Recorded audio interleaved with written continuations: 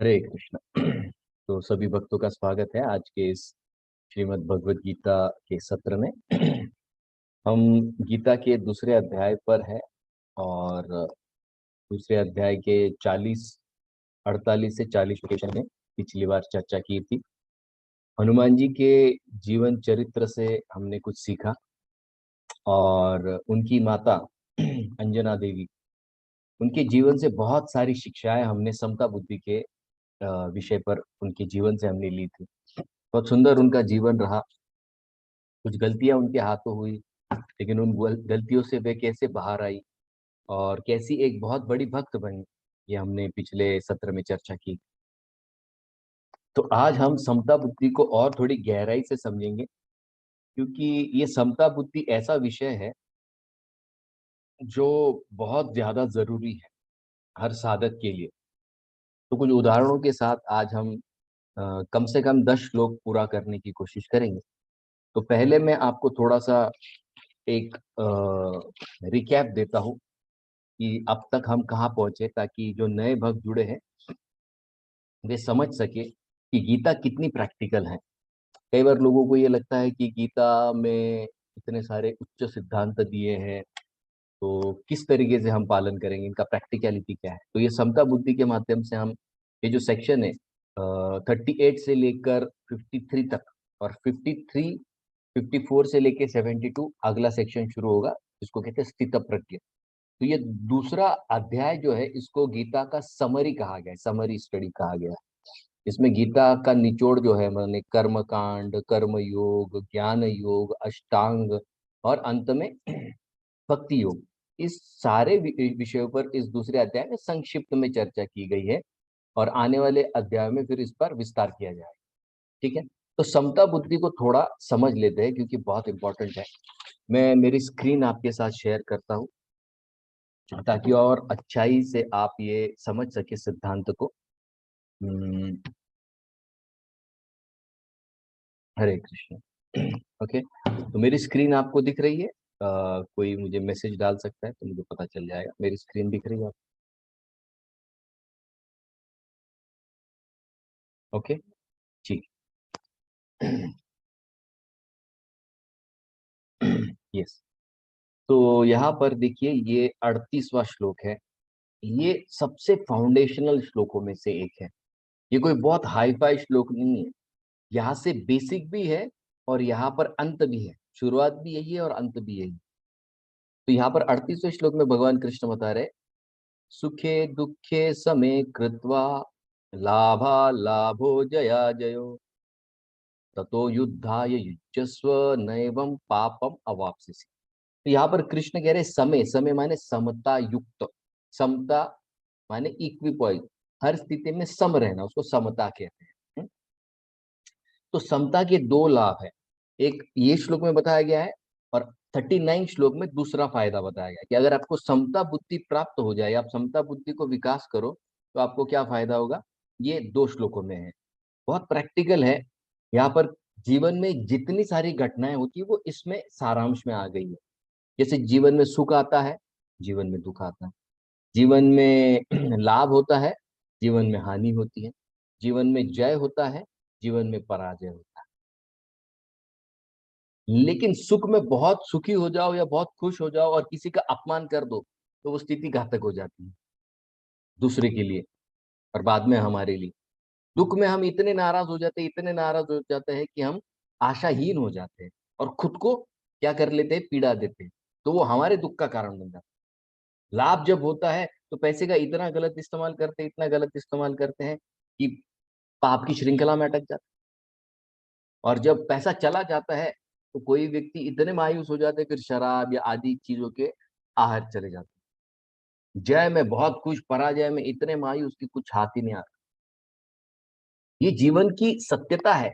इसी सारी चीजों में जीवन चल रहा है। देखिए, 6 शब्दों में भगवान कृष्ण ने पूरे जीवन की श्रृंखला को यहाँ पर बता दिया है। लेकिन मान लीजिए सुख में बहुत अच्छा हो रहा है, आपने कुछ गलती कर दी तो पाप के भागीदार बन जाए।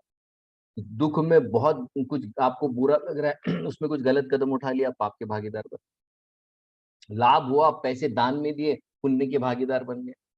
नुकसान हो गया, कुछ गलत कर लिया, पाप के भागीदार हो गए। तो ये सबसे अगर उठना है, जैसे अर्जुन ने पहले ही चैप्टर में 36वें श्लोक 35वें श्लोक में पूछा था कि अगर मैं युद्ध करूंगा तो मुझे पाप लगेगा, तो कृष्ण यहाँ पर उसका खंडन कर रहे हैं। कृष्ण कह रहे ततो युद्धाय युज्यस्व। अर्जुन, अगर तुम युद्ध करते रहोगे या युद्ध करोगे, युज्यस्व युद्धाय युज्यस्व, युद्ध कर, न एवं पापम अवाप्स्यसि। माने अर्जुन, तो अगर समता बुद्धि में रहकर ये युद्ध का कर्म करेगा तो तू पाप से मुक्त हो जाएगा। तो ये हर व्यक्ति के लिए लागू पड़ता है, अर्जुन के लिए नहीं है। हर व्यक्ति पाप से मुक्त हो सकता है कुछ किए बगैर। देखिए, क्रिया करते रहिए, लेकिन क्रिया कौन सी मानसिकता में करनी है ये अगर कोई ठीक से समझ ले तो पाप का भागीदारी नहीं बनेगा जीवन में कभी।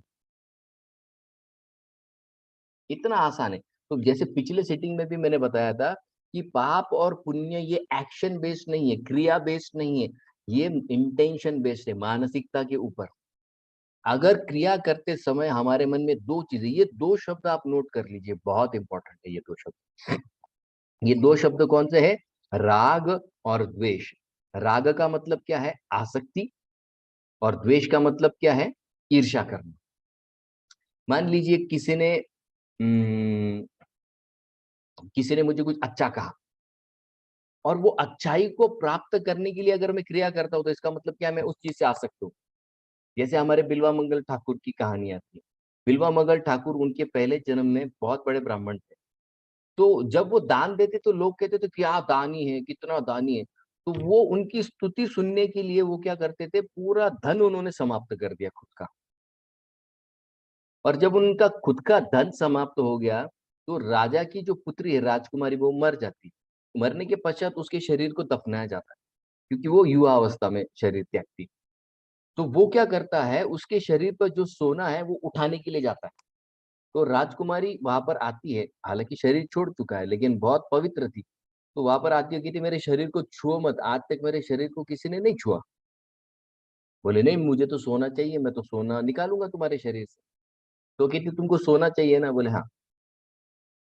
तो तुम मेरे पिताजी के पास जाओ और मेरी एक बहुत प्रिय वस्तु मेरे तकिए के नीचे, मेरे पिताजी को कहो कि ये चीज वहां पर पड़ी हुई है। तो जाते बताते, राजा देखता है कि वाकई में। तो राजा बहुत प्रसन्न होते, उनको धन देते। अब धन दिया तो ये क्या करते, जाते फिर से ब्राह्मणों को सेवा करते, हालांकि पुण्य का काम कर रहे, लेकिन इंटेंशन क्या है? मेरी स्तुति होनी चाहिए, मेरी स्तुति। तो वो स्तुति करते हैं, वो भी धन खत्म हो जाता है। तो फिर अंत में फिर से वो राजकन्या के शव के पास जाते, हाथ लगाते, तो वो शाप देती है कि तू अगले जन्म में ब्राह्मण तो बनेगा लेकिन बहुत पतित होगा, और तेरे पतन का कारण मैं बनूंगा। दान पुण्य का काम क्या कर रहे हैं? पुण्य का दान पुण्य का काम है, लेकिन मानसिकता क्या है? मानसिकता इतनी खराब थी कि अगला जन्म लेना पड़ा, पापम अवाप्स्यसि, पाप के भागीदार बन गए। तो पाप और पुण्य ये हमारी सोच पर होता है। हम्म? हमारी क्रिया पर नहीं है, क्रिया पर नहीं आधारित हो। ठीक है। तो ये जो प्रभावित है राग और द्वेष से प्रभावित होने के कारण कोई व्यक्ति क्रिया करता है। और क्यों प्रभावित होता है? सोच। तो पहले सेक्शन में जैसे 11 से लेके 30 में हमने दो सोच देखी, देह और देही। एक तो ये सोच होती है कि मैं शरीर हूं और शरीर के लिए मुझे कुछ करना है। दूसरी सोच क्या है? मैं आत्मा हूँ, आत्मा अमर है, और यहाँ पर शरीर धारण किया, बस क्रिया करते रहो समता बुद्धि में, और ये सारे श्रृंखला को खत्म करके वापस भगवत धाम चले जाओ। तो जब कोई सोचता है कि मैं शरीर हूं तो क्या करता है, क्रिया का जो फल है उसका आनंद उठाना चाहता है, सुख दुख का भागीदार बन जाता है। लेकिन यही अगर कोई सोचता है कि मैं आत्मा हूं और शरीर मेरे ऊपर तो एक कपड़े की तरह है, तो वो क्या करता है, निरासक्त होकर काम करता है। अभी हालांकि जैसे हाल ही में यूक्रेन का जो युद्ध हुआ, यूक्रेन में हमारे कई सारे भक्त थे जो आर्मी में है, और कई सारे भक्त मारे गए उसमें, वो युद्ध में मारे गए रशिया के साथ। लेकिन जब वो युद्ध भूमि पर थे तब भी रोज 16 माला करते थे, रोज नरसिंह आरती गाते थे। तो आप कहेंगे अरे नरसिंह आरती गाता है तो बचाया क्यों नहीं भगवान ने? देखिए, नरसिंह आरती कोई आपके शरीर को बचाने के लिए नहीं है। बचाया अच्छी बात है, नहीं बचाया आत्मा तो वैसे भी अमर है। तो वो क्या सोचकर युद्ध लड़ रहे थे रशिया के खिलाफ? भाई, हमारे अथॉरिटी ने हमको बोला है कि हमारे राष्ट्र की रक्षा करनी है, राष्ट्र की रक्षा करने के लिए क्रिया करनी जरूरी, उसमें बंदूक चलानी एक क्रिया है। मुझे रशियन सेना से द्वेष नहीं है, प्रभावित नहीं हुआ द्वेष के कारण युद्ध, अगर द्वेष के कारण युद्ध करते तो पाप और पुण्य के भागीदार, समझ रहे? तो ये सारी जो चीजें हैं, राग और द्वेष, इन पर ही चलती है, और यही हमारे सबसे बड़े दो शत्रु है। आगे आएगा इसका विस्तार दूसरे अध्याय में भी और तीसरे अध्याय में, ठीक है। तो 38 श्लोक में क्या बता रहे हैं, समता बुद्धि का सबसे पहला फायदा क्या है, समता बुद्धि में अगर कोई क्रिया करता है तो पापम अवाप्स्यसि, पाप का भागीदार ही नहीं बनेगा, पाप ही नहीं लगेगा। 39 श्लोक में आप वो यहाँ पर बता रहे हैं, 39 श्लोक देखिए।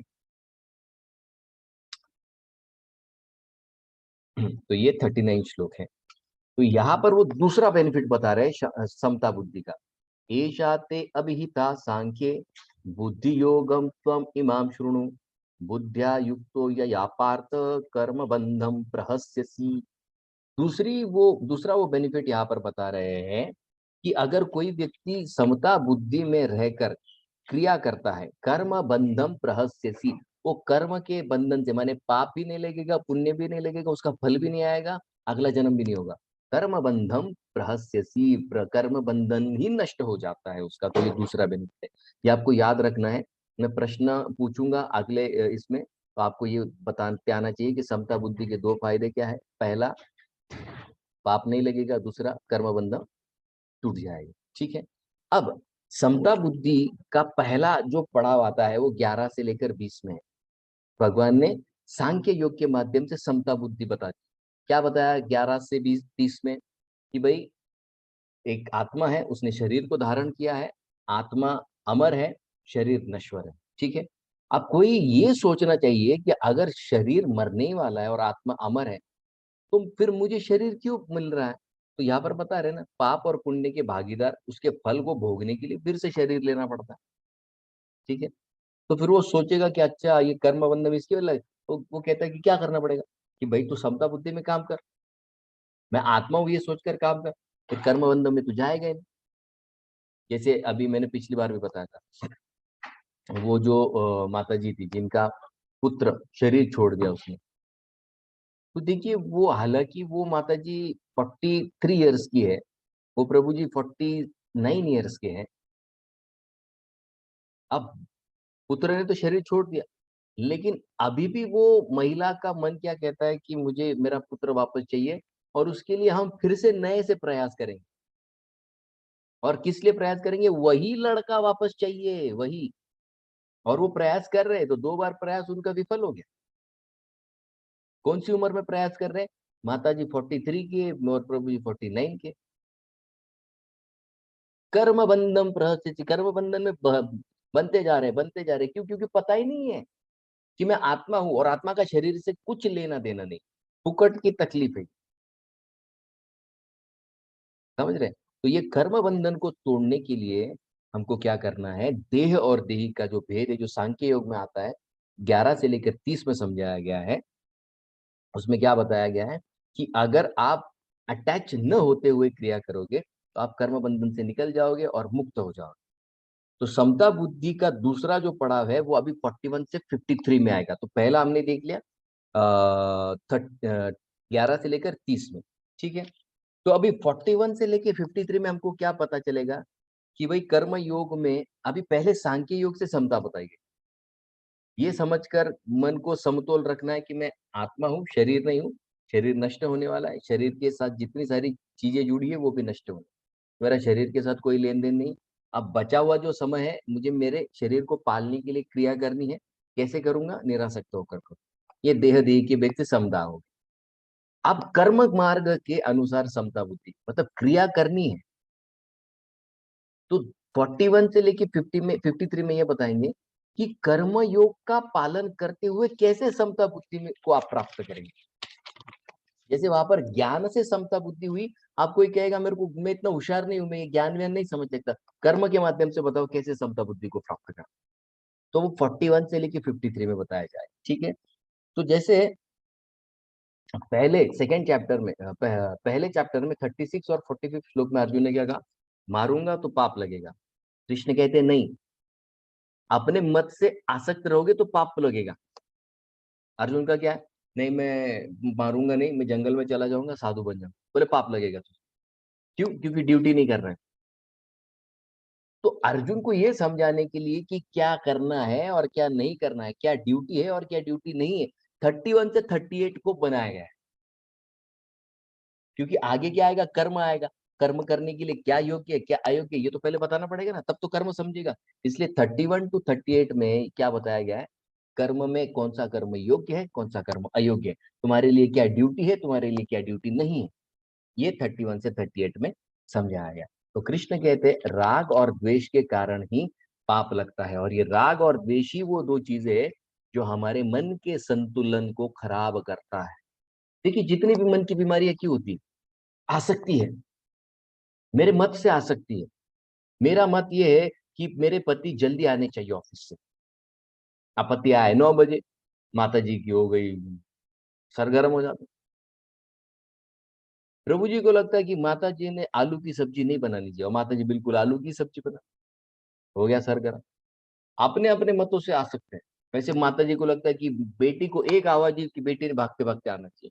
अरे बेटी पढ़ाई कर रही होगी, कोई काम में होगी, कैसी अपेक्षाएं रखते हैं? नहीं, भी गुस्सा हो जाती, ये मेरी सुनती नहीं है, मेरी बात नहीं मानती। क्यों? मत से आ सकते हैं।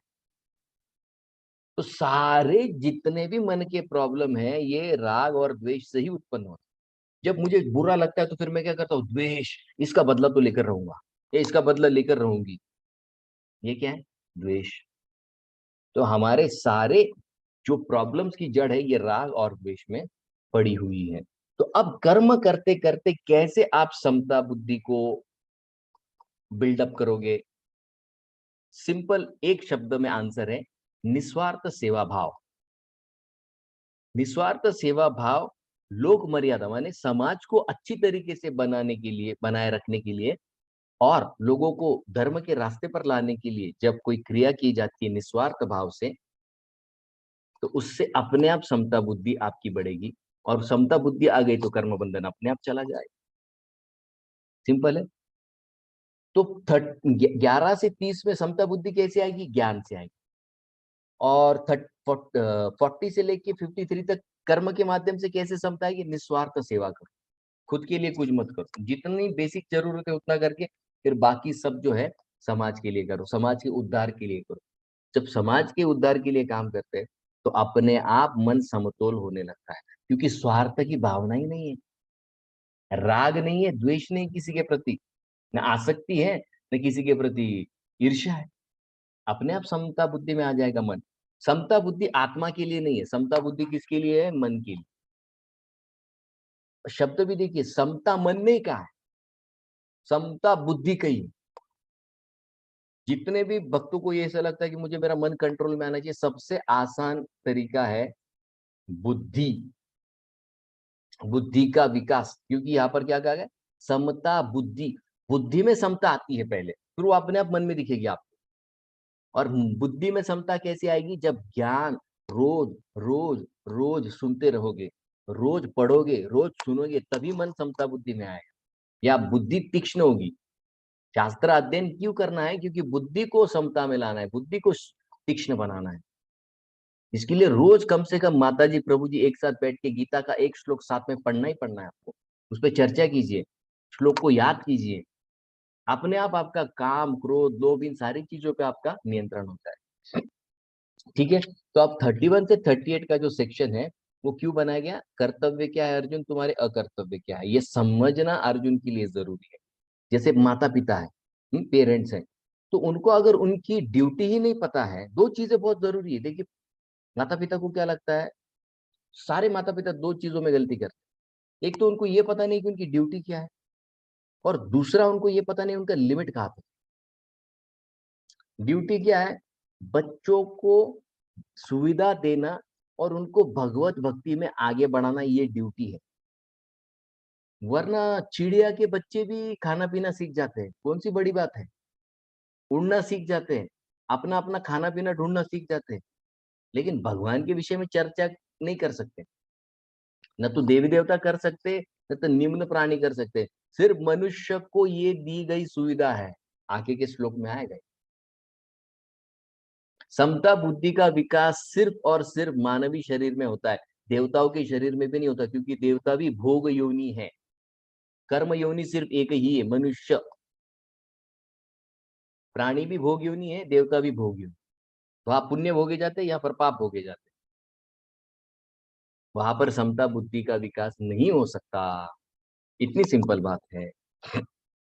जैसे ये, जैसे मैंने अभी आप माता जी की स्टोरी बताई, उनका पुत्र शरीर छोड़ दिया, अब उनको लिमिट पता नहीं है कि भाई आया है तो जाएगा जरूर, आया है तो जाएगा जरूर ना। वो प्रयास कर रही, वापस बुलाओ मेरे बेटे को, वापस बुलाओ। अरे आपको आपका लिमिट नहीं पता है। कई बार माता पिता बच्चों को इतना प्रेशराइज करते, इतना फोर्स करते, इतना फोर्स, फोर्स करना आपका काम नहीं है। चाणक्य पंडित क्या बोलते हैं, लालयन पंचवर्षानी दशवर्षानी ताड़यन, 5 और 10 15 साल, षोडशे मैत्री, 16 साल के बाद बच्चा आपके कंधे पर हाथ रखेगा मतलब रखेगा, उसको मैत्री पूर्ण व्यवहार आपको करना पड़ेगा मतलब करना पड़ेगा। ये आपका लिमिट है, लिमिट समझ लीजिए ना आप। जोर जबरदस्ती क्यों कर रहे हैं आप बच्चों को? ये लिमिट है, उसके आगे वो आपकी नहीं सुनने वाले। जो भी ट्रेनिंग है वो 15 साल के अंदर करवानी, ये निसर्ग का नियम है, उसके आगे बच्चे नहीं सुनते।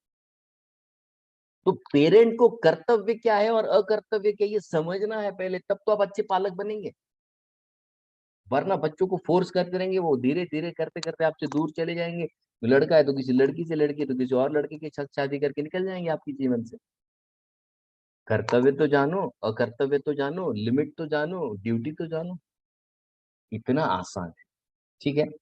अब जैसे 11 से 30 में ज्ञान के माध्यम से समता, 31 से 38 में कर्तव्य अकर्तव्य क्या है, कर्तव्य का पालन अकर्तव्य का त्याग, ये अर्जुन को समझाया गया। और कैसे करना है उसके लिए फिर अभी अगला सेक्शन है, माइंड का, मन मानसिकता कैसी होनी चाहिए, तो समता वाली मानसिकता होनी चाहिए, ये यहाँ पर बताया गया है। ठीक है, तो आइए अभी अगले श्लोक से शुरू करते हैं। आज का सेक्शन बहुत इंपॉर्टेंट है। जितने भी लोगों को जीवन में यशस्वी बनना है, कुछ पाना है जीवन में, तो उनके लिए ये सेक्शन बहुत जरूरी है, क्योंकि इसके आध्यात्मिक तो है ही बेनिफिट, लेकिन साथ ही साथ भौतिक जीवन में भी आप इसको अपना सकते हो, इतना ये इंपॉर्टेंट सेक्शन है। ठीक है, तो ये कंक्लूजन है 31 से 38 वाले सेक्शन का। समता बुद्धि का बेनिफिट तीन, तो पहला 38 में बताया, दूसरा 39 में बताया। 38 में क्या है, पाप नहीं लगेगा, दूसरा क्या है, कर्म बंधन नहीं लगेगा, और तीसरा क्या है यहाँ पर बताया जा रहा है, नेहा अभिक्रमनाशोस्ति प्रत्यवायो न विद्यते स्वल्पमप्यस्य धर्मस्य त्रायते महतो भयात्। थोड़ी सी भी समता बुद्धि विकास कर लोगे ना, बड़े बड़े संकट को पार कर जाओगे। तीसरा बेनिफिट। और समता बुद्धि कैसी है, हमेशा के लिए रहती है, इसका कभी क्षय नहीं होता है। जैसे अक्षय तृतीया के दिन कोई पुण्य करो तो अक्षय काल के लिए फल देता है ना, तो वैसे ही भक्ति का कोई भी छोटा मोटा कार्य कर लो, अक्षय काल के लिए फल देगा आपको, वो कभी समाप्त नहीं होता है। लेकिन कर्म कांड या कर्म करते समय एक चीज याद रखना है, यहाँ पर एक बहुत इंपॉर्टेंट शब्द है, प्लीज इसको नोट कर लीजिए। जो भी लोग देवी देवताओं की पूजा करते हैं, जो भी लोग सत्यनारायण करते हैं, जो भी लोग अन्य मंत्रों का उच्चारण करते हैं, और अन्य अन्य जो भी आप सेवा साधना करते हैं, ये श्लोक बहुत इंपॉर्टेंट है हम सबके लिए। यहाँ पर एक शब्द आता है, और ये शब्द क्या है, ये शब्द है प्रत्यवाय। आपको दिख रहा है यहाँ पर, प्रत्यवायो न विद्यते, हम्म, न्यह अभिक्रम नाशोस्ति प्रत्यवाय। ये प्रत्यवाय क्या होता है, मान लीजिए कोई व्यक्ति पुत्र प्राप्ति के लिए पुत्र कामिष्टि यज्ञ करता है। ठीक है, पुत्र कामिष्टि यज्ञ करता है, और यज्ञ करते करते मान लीजिए कोई त्रुटि रह गई, तो क्या होगा, उसको पुत्र कभी प्राप्त ही नहीं होगा। धन प्राप्ति के लिए यज्ञ कर रहा है, धन प्राप्ति के लिए कोई त्रुटि रह गई, उसमें कोई त्रुटि होने के कारण क्या होगा, जो धन है वो भी चला जाए। गणेश जी की पूजा करते समय कोई त्रुटि रह गई, बहुत ज्यादा दंड पड़ता है, उसको कहते हैं प्रत्यवाय। लेकिन समता बुद्धि में कोई क्रिया करो तो उसका प्रत्यवाय ही नहीं लगता है। जैसे भागवत में ये कथा थी वृत्रासुर की। वृत्रासुर के जन्म के समय, जन्म से पहले उनके पिता यज्ञ कर रहे थे कि एक ऐसा बेटा मुझे प्राप्त हो जो इंद्र को मार दे। ठीक है। और देखिए यज्ञ की विधि विधि कैसी है। वो पुत्र चाहते थे जो इंद्र को मार दे। तो जब यज्ञ में आहुति डाल रहे तो उन्होंने कहा इंद्र शत्रु। इंद्र शत्रु माने मुझे ऐसा पुत्र चाहिए जो इंद्र का शत्रु हो, उसको मार दे। तो उन्होंने इंद्र शत्रु न कहते हुए इंद्र शत्रु, बस इतनी गलती होगी। शत्रु का लंबा खींच दिया उन्होंने। क्या हो गया? एग्जैक्ट उल्टा बेनिफिट, एग्जैक्ट उल्टा रिएक्शन आया। जो लड़का इंद्र को मारने वाला था वो लड़का इंद्र से मारा गया। इसको कहते हैं प्रत्यवाय। इसके लिए कलयुग में कोई भी यज्ञ कीजिए, कोई भी पूजा कीजिए, लेकिन अंत में हरे कृष्ण महामंत्र का गायन कीजिए, क्योंकि यही मंत्र है जो सारे त्रुटियों को समाप्त कर देगा। फिर आपको कोई प्रत्यवाय नहीं लगेगा। ये आपको अष्टम स्कंद में, भागवत के अष्टम स्कंद में, जहाँ पर बलि महाराज और शुक्राचार्य का वार्तालाप है, वहां पर शुक्राचार्य स्वयं ये बात कहते हैं। जब भगवान विष्णु कहते हैं अरे शुक्राचार्य तुम तो इतने बड़े पंडित हो और फिर तुम्हारा यज्ञ में ऐसे असफल कैसे हो गया? बोले असफल नहीं हुआ। अब यहाँ पर मैं हरिनाम गाऊंगा और हरिनाम से क्या होगा? सारे सर्वम करोति निश्चिद्रम, सारे जो छिद्र है, सारी जो त्रुटि है वो समाप्त हो जाएगी भगवान। ये शुक्राचार्य का स्टेटमेंट है। ठीक है। तो ये जो समता बुद्धि है, इसका अगर थोड़ा भी विकास कर लो तो बहुत फायदा है। त्रायते महतो भयात, बड़े बड़े भय से हमें त्राण करता है। तो ये प्रत्यवाय हमको नहीं लगना चाहिए। इसके लिए हमें क्या करना है? समता बुद्धि का विकास करना है, क्योंकि समता बुद्धि में जो भी क्रिया की जाएगी उसका प्रत्यवाय नहीं लगता है। तीसरा बेनिफिट और चौथा बेनिफिट, बड़े बड़े संकट से ये त्राण करता है या त्राता है या उसे उभार कर निकाल देता है। ठीक है। तो हमने यहाँ पर सारांश में क्या सीखा? क्रिया अगर खुद के लिए की जाती है समता बुद्धि नष्ट हो जाएगी। क्रिया दूसरों के लिए की जाती है तो समता बुद्धि का विकास होता है। उदाहरण से समझते हैं, नोट कर लीजिए। सिंपल उदाहरण है, सेल्फलेस माने दूसरों के लिए निस्वार्थ सेवा करना। जैसे माँ है, बच्चे के लिए जब निस्वार्थ सेवा करती है इतना आनंद मिलता है, इतना आनंद मिलता है। उसको लगता है बच्चे का कितना चुम्बन करूं, बच्चे को कितने कपड़े पहनाऊं, कितनी बार नहलाऊं, कितनी बार पाउडर लगाऊं। क्यों? निस्वार्थ सेवा। लेकिन वही बच्चा जब बड़ा हो जाता है, माता पिता अपेक्षा करने लगते हैं। क्या हुआ? अपने आप समता बुद्धि टूट जाती है। क्यों? अपेक्षाएं नहीं पूरी होती। इतना आसान है, इतना आसान। इसलिए पति को पत्नी से, पत्नी को पति से, पिता माता पिता को बच्चों से, बच्चों को माता पिता से अपेक्षाएं नहीं रखनी चाहिए। एक लिमिट के ऊपर ठीक है, एक लिमिट तक ठीक है, उसके ऊपर नहीं। क्यों? क्योंकि वो हमारी समता बुद्धि को नष्ट करते हैं। ठीक है। अब हम ये जो विपरीत है, प्रत्यवाय माने विपरीत फल मिलता है, वो समता बुद्धि से हम नष्ट कर सकते हैं। तो समता बुद्धि से क्या होगा? समता बुद्धि से शाश्वत प्रगति होगी और धीरे धीरे कर कर हम हमारे ओरिजिनल स्वभाव, हमारा ओरिजिनल स्वभाव क्या है? भगवान के जैसा हमारा स्वभाव है, वो स्वभाव को हम समता बुद्धि से प्राप्त कर लेंगे। तो कई बार भक्त बोलते हैं अरे इतने सालों से जप कर रहे प्रभु जी, कोई फर्क नहीं पड़ता है। तो यहाँ पर ये श्लोक में कृष्ण बता रहे हैं कि मान लो कई लोग कहते हैं मेरा मन ही नहीं लगता जप में, तो मैं जप क्यों करूं? दिखावे के लिए जप करना है क्या? कृष्ण कहते हैं मुझे तुम्हारे मन से कोई लेन देन नहीं है। क्यों? क्योंकि मन अगर स्थिर हो गया, मन अगर किसी चीज में, या मान लीजिए एक साधना में लग गया और मन शुद्ध हो गया, तो क्या होगा? कर्म के माध्यम से आपको सिद्धि प्राप्त हो जाएगी। कर्म योग में आपको अष्टांग सिद्धि मिल जाती है, अष्टविधा सिद्धि मिल जाती है। और वो सिद्धि का कोई व्यक्ति क्या करता है? उसको लगता है मैं बहुत शक्तिशाली बन गया, मैं बहुत बड़ा ये बन गया। वो भगवत भक्ति से निकल जाए। क्या फायदा हुआ वो मन कंट्रोल करके? आपका सिद्धि प्राप्त हो गई, भगवान से ही दूर चले गए सिद्धि के कारण। तो कृष्ण कहते हैं मुझे तुम्हारे मन से क्या हो रहा है वो मुझे लेन देन नहीं है। तुम नियमितता से कोई क्रिया कर रहे हो क्या, इससे मुझे लेन देन। तो कृष्ण हमारी कंसिस्टेंसी से खुश है। कृष्ण हमारे चैंटिंग के क्वालिटी से नहीं खुश होते, होते हैं निश्चित रूप से होते हैं, लेकिन वो अगले स्तर में। साधक के लिए क्या है? रोज 16 माला कर रहे हो क्या, रोज 4 नियम का पालन, कृष्ण इसी में खुश है, ये बताया जा रहा है यहाँ पर। मन एकाग्र हुआ कि नहीं ये कृष्ण नहीं देख रहे हैं हमारा। हुआ तो ठीक है, नहीं हुआ तो ठीक है।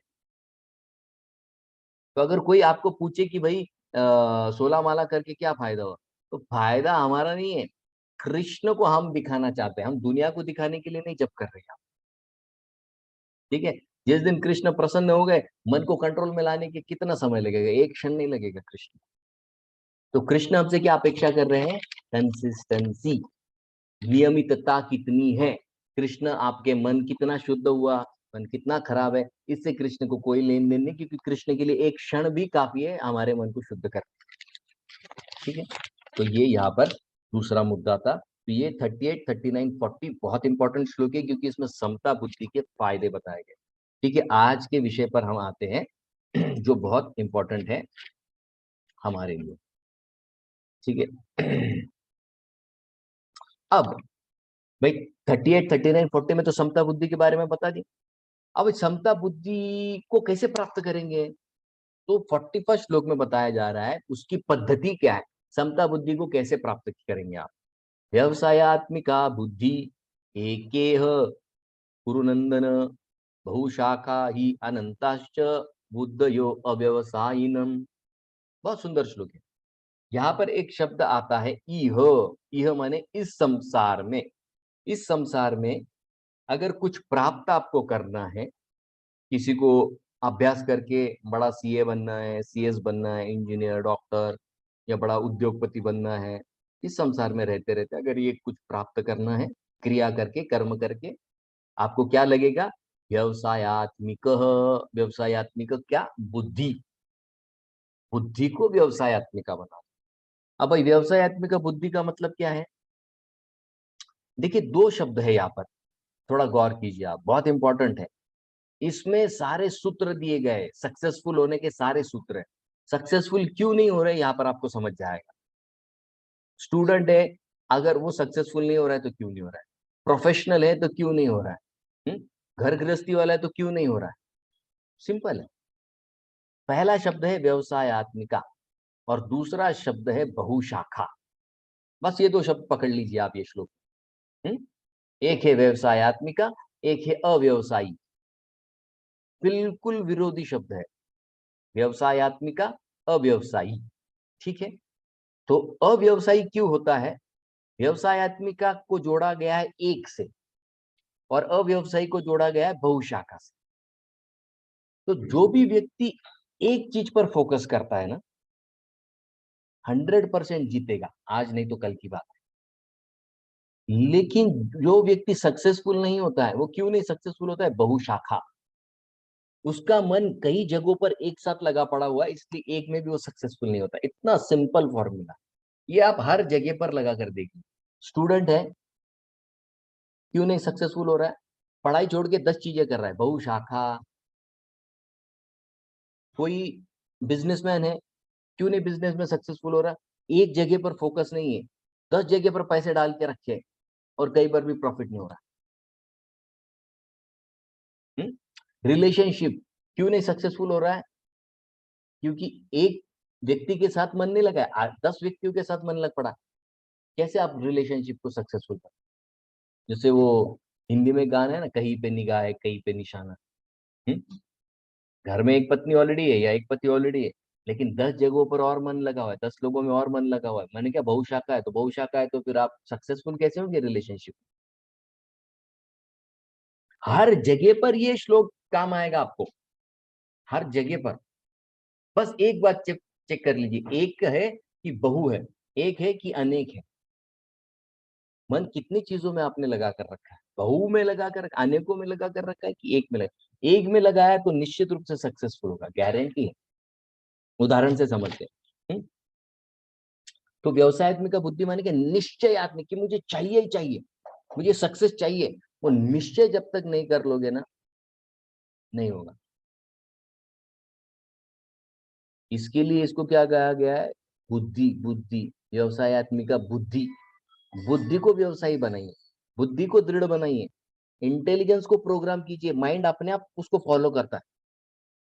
जब तक बुद्धि स्ट्रांग नहीं है, कुछ नहीं होगा जीवन में। जैसे ये जो माता जी का उदाहरण दिया, बुद्धि इतनी कमजोर है कि मन जैसे कर रहा है वो करे जा रही, करे जा रही। आज खोना है तो बोले हमारा हमने दूसरी बार प्रयत्न किया, फेल हो गए हम लोग।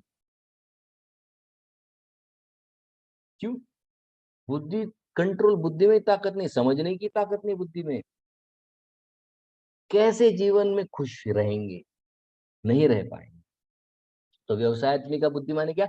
निश्चय वाली बुद्धि को व्यवसाय कहा गया। निश्चय कि हाँ मुझे ये चाहिए, मैं कृष्ण को प्राप्त करके रहूंगा, मतलब रहूंगा, उसको व्यवसाय। अव्यवसाय माने क्या? अलग अलग जगह पर मन लगा पड़ा, तो वो कभी यशस्वी नहीं हो जा रहा। इसलिए सक्सेस होने का सबसे बड़ा रहस्य क्या है? दृढ़ निश्चय। और दूसरा क्या है? दृढ़ निश्चय तो कर लेते बहुत लोग, लेकिन उसको पाने के लिए जो कीमत देनी पड़ती है ना, नहीं दे पाते।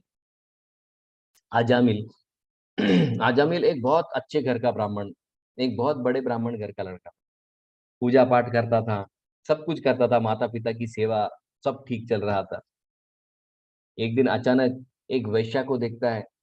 वो वैश्या एक पर पुरुष के साथ जंगल में बैठी है और उनकी बातें चल रही है और उनकी कुछ काम क्रीड़ाएं चल रही है।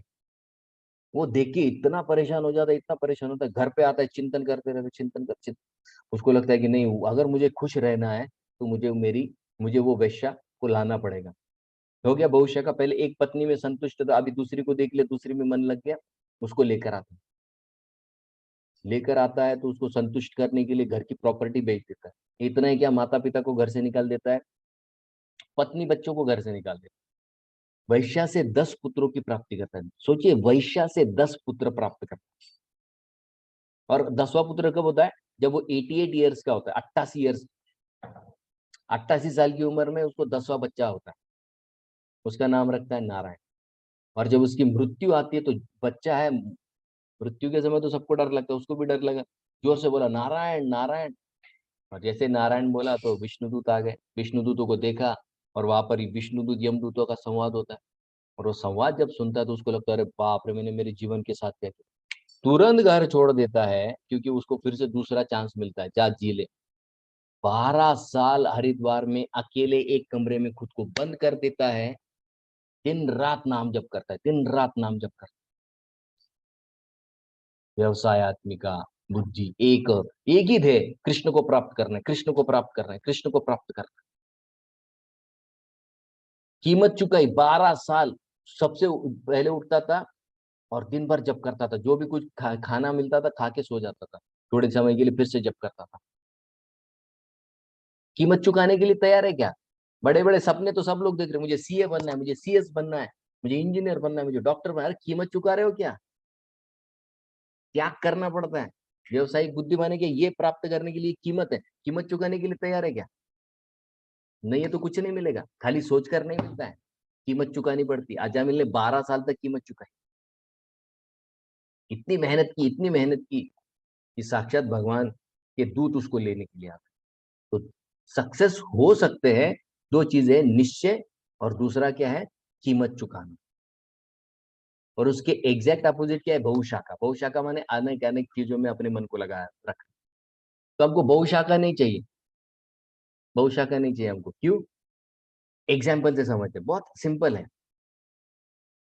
अर्जुन किस नाम से जाना जाता है? अर्जुन धनुर्धर के नाम से जाना। भीम किस नाम से जाना जाता है? गदा युद्ध के लिए जाना जाता है। अब ऐसी बात नहीं कि भीम को बाण चलाना नहीं आता था, भीम को सब कुछ आता है, लेकिन एक्सपर्ट किस में है? गदा। दुर्योधन गदा युद्ध में बहुत एक्सपर्ट, बाकी सब आते हैं लेकिन गदा परफेक्ट है। नकुल सहदेव घुड़सवारी, घोड़ों की नस्ल पहचानने में नकुल बहुत माहिर थे। और सहदेव बड़े प्रकांड पंडित थे, इतने बड़े ज्योतिष थे कि दुर्योधन उनके पास आता था, बोले हम लोग कैसे जीतेंगे बताओ। तो सहदेव बताता है उनको कि भाई ये यज्ञ करो तुम। तो कृष्ण बोलते पागल हो गए हो क्या, बता दिया तुमने। तो कृष्ण तिथि को उलट देते उनके लिए आप सोचिए, कृष्ण चालाक है, तो उसको फल ही नहीं मिलता है फिर, इतने बड़े। तो कहने का मुद्दा क्या है? हर व्यक्ति अपने अपने क्षेत्र में माहिर है, बाकी सब कुछ थोड़ा थोड़ा जानते हैं, लेकिन एक्सपर्टीज एक ही चीज में है। इसके लिए दुनिया अर्जुन को धनुर्धर के नाम से जानती है, हालांकि वो गदा भी चलाता था, लेकिन गदा चलाने का उसको एक्सपर्टीज इतना नहीं है जितना अर्जुन को बाण चाहिए। वाहन चलाने के लिए इतना उसने त्याग किया, इतना त्याग किया कि अपनी नींद को छोड़ दिया उसने। इसके लिए उसका नाम क्या हुआ? गुड़ाकेश। दिन में सीखता था, रात में प्रैक्टिस। कीमत चुकानी पड़ेगी, कीमत चुकाए बिना कुछ नहीं मिलेगा हमको, नहीं मिलता है कुछ। हम्म, हम्म। आज के बड़े बड़े जितने भी बड़े बड़े सक्सेसफुल बिजनेसमैन है, किसी को भी देख लिए ना, देख लीजिए आप, स्पोर्ट्स में एक ही स्पोर्ट्स में माहिर होता है। कपिल देव क्रिकेट में माहिर था, मिल्खा सिंह रनिंग में माहिर थे, दारा सिंह कुश्ती में माहिर थे, एक ही इसमें माहिर होता है। बिजनेस में अमेजॉन सेल्स सर्विस में माहिर है। रिलायंस ने चालू किया एक से, लेकिन बिजनेस में फिर आगे बढ़े, लेकिन पहले एक बिजनेस से शुरू किया। पॉलिटिक्स में पॉलिटिशियन, सब अपने अपने इसमें माहिर है। तो यहाँ पर ये एक और बहु, ये चीजों को हमको पकड़ कर रखना है। और दो चीजें हमने क्या सीखी? दृढ़ निश्चय, और दूसरी कीमत चुकाने के लिए तैयार है क्या। अगर ये है और मन एक ही जगह पर लगा हुआ है, निश्चित रूप से हमको सक्सेस पाना ही है। तो कर्म योगी जो है, उसके लिए यहाँ पर समता बुद्धि अगर उसको प्राप्त करनी है, तो यहाँ पर वो क्या कह रहे हैं? उसको व्यवसायत्मिका बुद्धि माने स्थिर बुद्धि, निश्चयात्मिक बुद्धि उसको अपनानी पड़ेगी, वरना वो क्या होगा? कभी भी जीवन में यशस्वी नहीं हो पाएगा। ठीक है, यहाँ पर ये बताया जा रहा है, तो ये हमको ठीक से समझना है। आते हैं अगले श्लोक पर। ठीक है, अब यहाँ पर दूसरे श्लोक में 42 और 43, 42 और 43 में जैसे 41 श्लोक में उन्होंने बताया कि समता बुद्धि को प्राप्त करने के लिए हमको क्या करना पड़ेगा, 41 श्लोक में बता दिया। तो फिर जैसे समता बुद्धि के लिए एक कह, एक माने एक चीज पर मन फोकस होना चाहिए, तो ये अलग अलग चीजों पर फोकस क्यों बढ़ जाता है फिर किसी व्यक्ति का? तो उसका आंसर 42 और 43 में दिया गया। माने यहाँ पर वो बता रहे हैं कि सकाम माने कुछ इच्छा है प्राप्त करने की, सकाम कर्मी जो होता है, कर्म योगी नहीं, सकाम कर्मी होता है, उसकी बुद्धि अलग अलग जगहों पर अनेक जगहों पर क्यों लगती है? इसका उत्तर यहाँ पर दिया गया। क्या उत्तर है? या इमां पुष्पितां वाचा प्रवदन्ति अविपश्चितः वेदवादरतः पार्थ न अन्यत् अस्तीति वादिन कामात्मान स्वर्गपरा जन्म कर्म फल प्रदाम क्रिया विशेष बहुलाम भोग ऐश्वर्यम गति प्रति। बहुत सुंदर श्लोक है। यहाँ पर व्यक्ति बहुशाखा क्यों हो जाता है, उसका मन अलग अलग जगहों में क्यों चला जाता है, तो यहाँ पर उसका कारण बताया गया। तो क्या कारण है यहाँ पर? तो यहाँ पर वो बताते हैं कि कोई भी जो कर्म करने वाला जो व्यक्ति है, तो उसके तो उसकी जो बुद्धि है वो बहुशाखा माने अलग अलग जगहों पर क्यों जाती है, तो यहाँ पर इस श्लोक में बताया गया है। तो यहाँ पर सुंदर प्रभुपाद जी हर एक शब्द का ट्रांसलेशन करते हैं। पुष्पिताम, पुष्पिता माने दिखाऊ वस्तुओं में उसका मन जल्दी लग जाता है, माने क्या है, उसके मन में बहुत ज्यादा चंचलता है। चंचलता माने क्या, उसका मन बहुत स्वार्थी है। ठीक है, वाचाम प्रवदंती अविपश्चित, अविपश्चित माने वो अलग अलग जगह से सुनता है जिन लोगों का मन या बुद्धि पूरी तरह से विकसित नहीं है। वेदवाद रथ पार्थ न अन्यत अस्तिति वादिन, जैसे बाहर के लोग कहते हैं ना, अरे बस पैसा कमाओ खाओ पियो मौज करो, ये कहा तुम भक्ति करने में लग गए। तो इनको क्या कहते हैं? वेदवाद रथ। ये कहते हैं बस यही जीवन है, लखपति से करोड़पति, करोड़पति से अरबोपति, 1 BHK से 2 BHK, 2 BHK से 3 BHK, फिर बंगला, फिर गाड़ी। ये क्या है? ये कहते हैं यही जीवन है। वेदवाद रथ पार्थ न अन्यत, और इसके आगे जीवन कुछ नहीं है। तो इनका मन किससे है? कामात्मान स्वर्ग परा। कामात्मा क्या? और चाहिए और चाहिए, ये भी करना है वो भी करना है। स्वर्ग परा माने क्या? भाई आरामदायी जीवन और भोग और ऐश्वर्य से भरा जीवन, यही जीवन की सार्थकता है। देखिए ये उनकी सोच है। तो यहाँ पर उन लोगों की सोच बताई गई है, क्रिया विशेष बहुलाम भोग ऐश्वर्य गतिम प्रति। तो उनके मन में क्या चल रहा है कि भोग, मुझे बहुत इंद्रियों का उपभोग करना है और बहुत पैसा कमाना है, यही जीवन का क्या है, लक्ष्य है। तो अब आप कहेंगे फिर ये जो है एक स्टूडेंट के लिए या एक प्रोफेशनल के लिए कैसे लागू पड़ता है? देखिए बहुत इंपॉर्टेंट श्लोक है, इसको ठीक से पकड़ लीजिए आप। यहाँ पर कुछ इंपॉर्टेंट शब्द इस्तेमाल किए गए हैं। जैसे यहाँ पर देखिए भोग और ऐश्वर्य आखिरी लाइन में आ रहा है, ठीक है? यहाँ पर दिख रहा है आपको भोग और ऐश्वर्य। स्टूडेंट लाइफ में शास्त्र के अनुसार ये अलाउड नहीं है। Work, learn and earn. आपको बाहर ये बहुत कॉमन कॉन्सेप्ट दिखेगा, लर्न एंड अर्न। तो यहाँ पर पूरी तरीके से उसका खंडन किया गया है। क्यों लर्न एंड अर्न एक साथ नहीं हो सकता है? क्योंकि बच्चा जब पैसे कमाने लगता है तो उसको अपने आप ही पढ़ाई की जो इच्छा है वो नहीं रहती। क्यों? क्योंकि पैसा पैसा नहीं होता है। पैसा किस चीज से जोड़ा जाता है? मैं पैसा कमाऊंगा, कपड़े खरीदूंगा, चश्मा खरीदूंगा, गाड़ी खरीदूंगा, बंगला खरीदूंगा, गर्लफ्रेंड है तो बॉयफ्रेंड के लिए, बॉयफ्रेंड है तो गर्लफ्रेंड के लिए मैं ये खरीदूंगा, वो खरीदूं। तो ये भोग के साथ जुड़ा हुआ है पैसा। आप समझ रहे हैं मेरी बात को? पैसा पैसा नहीं होता है। 1, 2, 3, 4 और 5, ये पांचों इंद्रियों को एक साथ सुख देने की शक्ति पैसे में है। भोग और ऐश्वर्य क्या? ऐश्वर्य क्या बताता है? पैसा क्या देता है? पांचों इंद्रियों को सुख देने की सामग्री खरीद सकता है। इसलिए पैसा पांचों इंद्रियों को एक साथ सुख दे सकता है। आपको मैं खाना दूं तो आपकी खाली जीवा संतुष्ट होगी। अच्छा कुछ देखने के लिए तो खाली आंख सुख सुख प्राप्त करेगी। नाक में खाली नाक, म्यूजिक खाली कान, स्पर्श खाली त्वचा।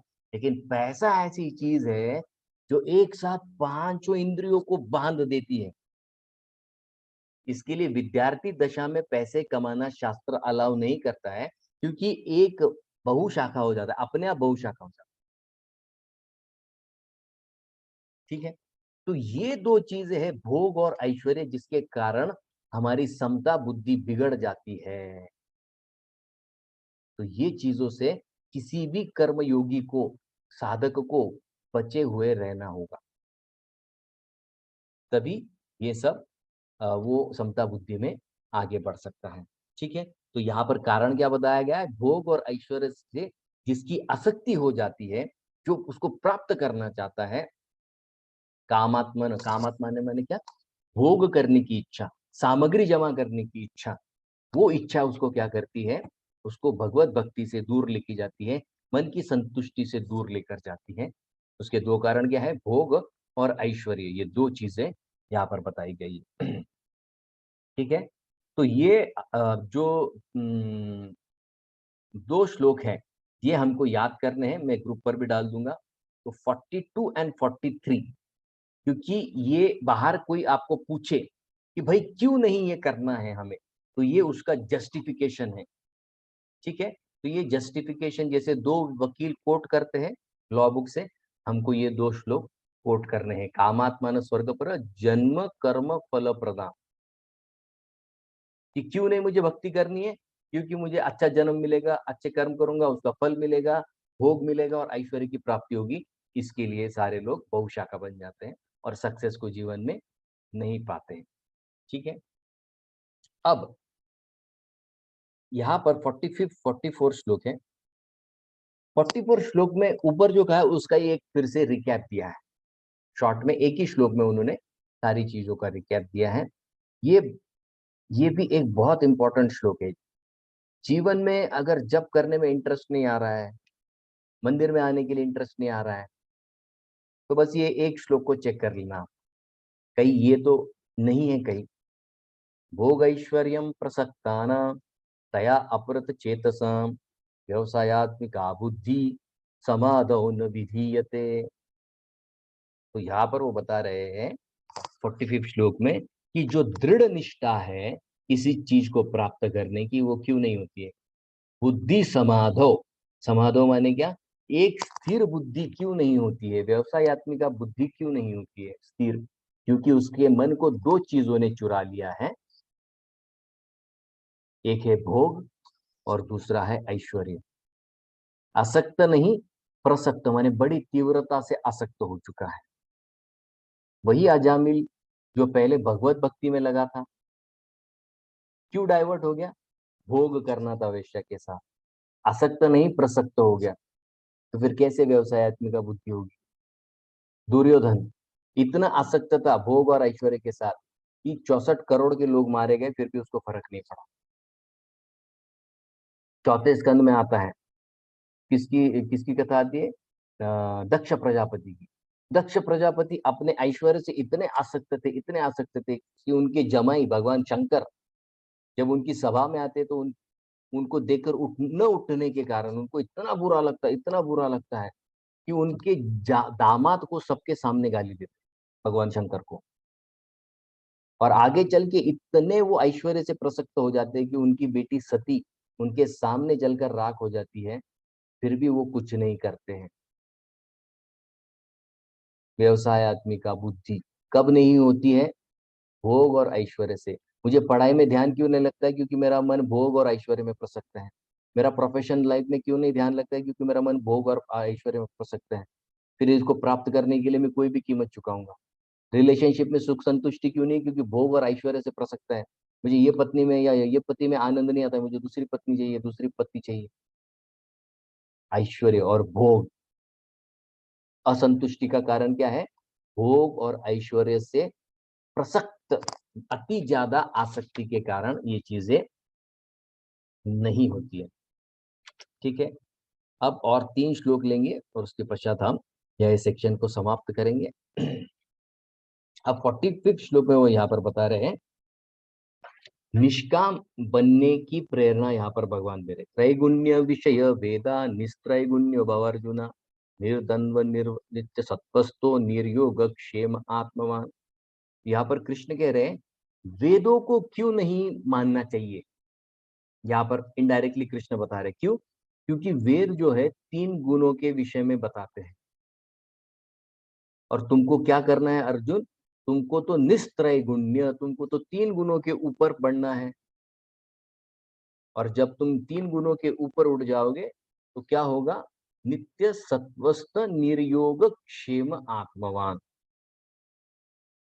तो तुमको योग और क्षेम की चिंता नहीं रहेगी अगर तुम समता बुद्धि में स्थित हो जाओगे तो। योग और क्षेम माने क्या? योग और क्षेम माने जो मुझे जरूरी है और जो मेरे पास है, जो मेरे पास है और जो मेरे लिए जरूरी है, ये दोनों चीजों को मैं किस पर डिपेंड रहता हूँ? भगवान कृष्ण पर डिपेंड रहता हूँ। बाकी चीजों की मुझे चिंता नहीं होती है। क्यों? क्योंकि मैं जान चुका हूँ कि शरीर के पोषण के लिए बहुत कम लगता है, आत्मा के पोषण के लिए तो खाली हरि नाम लगता है, तो फिर मैं अननेसेसरी चिंता क्यों करूं? तो यहाँ पर वो कह रहे योग क्षेम की चिंता से मुक्त होकर आत्म परायण बन। तो मुझे चिंता नहीं करनी है। क्यों? क्योंकि मैं कृष्ण पर आश्रित हूं। तो यहाँ पर कृष्ण क्या बता रहे हैं 45 श्लोक में? निष्काम बनने की प्रेरणा भगवान कृष्ण दे रहे हैं। 46 श्लोक में बता रहे हैं, यावन अर्थ उदापाने सर्वतः संप्लुतोदके तावान सर्वेषु वेदेषु ब्रह्मणस्य विजानतः। यहाँ पर एग्जाम्पल से बता रहे हैं, उदाहरण से बता रहे हैं। यावन अर्थ उदापाने सर्वतः संप्लुतोदके। अगर 10 कुएं खोदना है, अगर मुझे पानी चाहिए तो क्या बेटर है? 10 कुएं खोदना बेटर है कि एक बड़ा तालाब खोदना बेटर है? सिंपल है ना, एक बड़ा तालाब। क्यों? क्योंकि 10 कुएं का पानी एक तालाब में या उससे ज्यादा पानी उसमें आता है। तो यहाँ पर कृष्ण कह रहे तावान वेदेषु सर्वेषु। इसी प्रकार वेदों का जो तात्पर्य जानता है, फिर वो अन्य किसी चीज में नहीं लगता है। जैसे उदाहरण लेते हैं, क्या 1000 रुपए में 500 रुपए है। 1000 रुपए में 200 रुपए है। 1000 रुपए में 50 रुपए है। 1000 रुपए में 10 रुपए है। तो फिर यहाँ पर वो कह रहे तावान वेदेशु सर्वेशु। अरे भाई, तुम वेदों के निष्कर्ष को जान लो ना, ये बाकी की क्रियाएं क्यों कर रहे हो? और वेदों का निष्कर्ष क्या है? भगवान कृष्ण की भक्ति। तो फिर ये तुम ये पूजा वो पूजा, ये यज्ञ वो यज्ञ, ये उपवास, ये व्रत, वो वैकल्य, ये बाबा बुआ क्यों कर रहे? तावान सर्वेषु वेदेषु। अरे निचोड़ तक पहुंच जाओ, कंक्लूजन तक पहुंच जाओ, एक काम में सब कुछ हो जाएगा। जैसे एक तालाब में 10 कुओं का पानी आ जाएगा, यहाँ 10-20 जगह क्यों घूम रहे हो तुम? तो कृष्ण यहाँ पर डायरेक्टली क्या कह रहे हैं, भैया तू मेरी भक्ति कर ले, मैं तुझे सब योग क्षेम आत्मवान में तेरी सारी जरूरतों को पूरा कर दूंगा। कृष्ण भक्ति कर लो, उसमें कर्म योग भी आ गया, उसमें कर्म कांड भी आ गया, उसमें ज्ञान योग भी आ गया, उसमें अष्टांग योग भी आ गया, सब कुछ आ गया। इसके लोग, कई बार लोग पूछते हैं ये हरे कृष्ण महामंत्र क्यों जपना है? वो महामंत्र है, उसमें दुर्गा जी का भी मंत्र आता है, शंकर का भी मंत्र आता है, गणपति का भी मंत्र, 33 करोड़ देवताओं का मंत्र उसमें आ जाता है, इसके लिए उसको महामंत्र कहा गया है। तो यहाँ पर कृष्ण क्या बता रहे हैं, शास्त्रों का निचोड़ समझ लीजिए, वो एक क्रिया कर लो, बाकी की क्रिया करने की जरूरत ही नहीं। ठीक है, तो ये 46 श्लोका भी हमको याद करना है। ओके, तो यहाँ पर हम रुकेंगे, किसी का कोई प्रश्न है तो प्रश्न हम अब लेंगे। ठीक है, तो यहाँ पर कंक्लूड करते हैं। तो किसी का कोई प्रश्न है तो आप पूछ सकते हैं, मैं आपको अनम्यूट करता हूँ।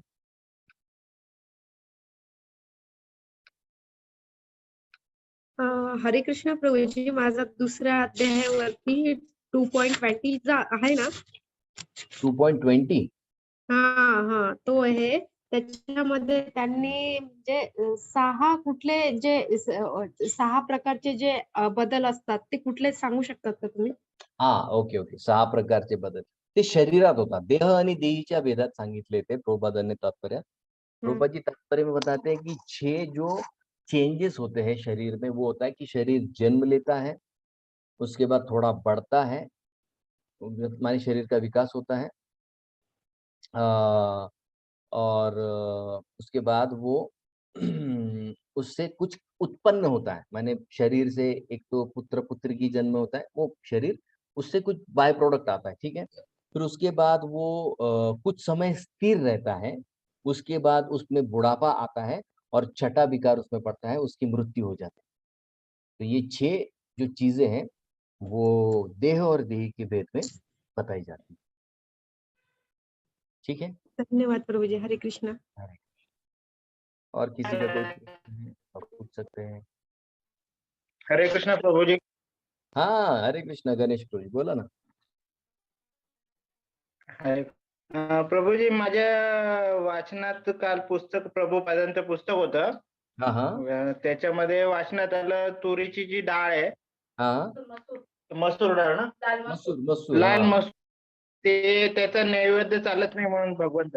हो, ते ते नाही खात लाल आपण. मसूर आणि अख्खी मसूर काही फरक आहे का? कुठली मसूर? एक लाल मसूर डाळ म्हणजे एक असते आणि एक अख्खी मसूर डाळ असते. ती लाल जी एकच आहे आहे ना, पण ते प्रभूजी, दोन्ही पण. ती तुकडा असते, ती मोठी जी आहे, ते दोघं एकच आहेत. एक हा, तुकडा असतो आणि एक अख्खी आहे. तर ते हा. दोघे आपण नाही खात प्रभूजी, कारण ते तामसिक आहार येतो. हं. म्हणजे त्याची उत्पत्ती जी शास्त्रात हा. सांगितली आहे, ती दैत्यांच्या रक्तापासून ते हं. उत्पन्न झालंय, म्हणून त्याचा कलर लाल असतो. म्हणून ती आपण खात नाही. हरे कृष्ण प्रभु जी, चरणों में प्रणाम. हाँ, दंडवत माता. प्रभु जी, एक रिक्वेस्ट थी हरे कृष्ण प्रभु जी. कि आप जो ये क्वेश्चंस कुछ भक्त करते हैं और आप आंसर देते हो, तो प्लीज हिंदी में दे दीजिए, जी जी जिससे हमें जी भी जी, थोड़ी सहायता मिलेगी. येस माता, येस येस. जी प्रभु. हा प्रभू जी, ते नेटवर्क थोडंसं हे झालं, disconnect झालं. तुमचा आवाज ब्रेक होतोय प्रभूजी, आवाज, तुमची रेंज प्रॉब्लेम आहे तिकडे. हा, इकडे गावी आहे ना, नेटवर्क इश्यू आहे मे बी. हो, तुमचा आवाज खूप ब्रेक होतो.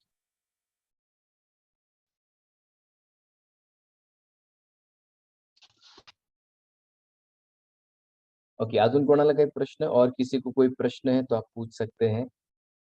हाँ, हरे कृष्णा प्रभु जी. हाँ, यस माता जी, हरे कृष्ण. हाँ, आपने ये समता बुद्धि के 2 पॉइंट्स बताए थे. जी, पहला पाप नहीं लगेगा, दूसरा क्या बताया था? पहला पाप नहीं लगता है, दूसरा था कि कर्म बंधम प्रहस्यसी, कर्म के बंधन से व्यक्ति मुक्त हो जाता है. कर्म बंधन से मुक्त हो जाता है। बराबर। ठीक है। और 40वें श्लोक में उसको प्रत्यवाय भी नहीं लगता है। प्रत्यवाय माने कोई अगर एक्शन गलत हो जाए तो उसका जो रिएक्शन आता है वो भी नहीं आएगा। और हाँ। चौथा था कि वो समता बुद्धि में जो भी क्रिया करता है उससे बड़े बड़े बड़े बड़े भय से उसकी मुक्ति हो जाती है। अच्छा, 4 पॉइंट्स है समता हाँ, बुद्धि। 4 पॉइंट, 38, 39 और 40 में 2। ठीक है, 38, 39 और 40 में 2। हाँ। ठीक है। यहाँ पर आर्या ने प्रश्न पूछा है कि प्रभु जी, आपने कहा कि एक ही चीज पर फोकस करना चाहिए, लेकिन लेकिन स्कूल में कहा जाता है कि बच्चों ने कई सारी चीजें पढ़नी चाहिए, सीखनी चाहिए। ओके, बहुत सुंदर प्रश्न है इनका। देखिए,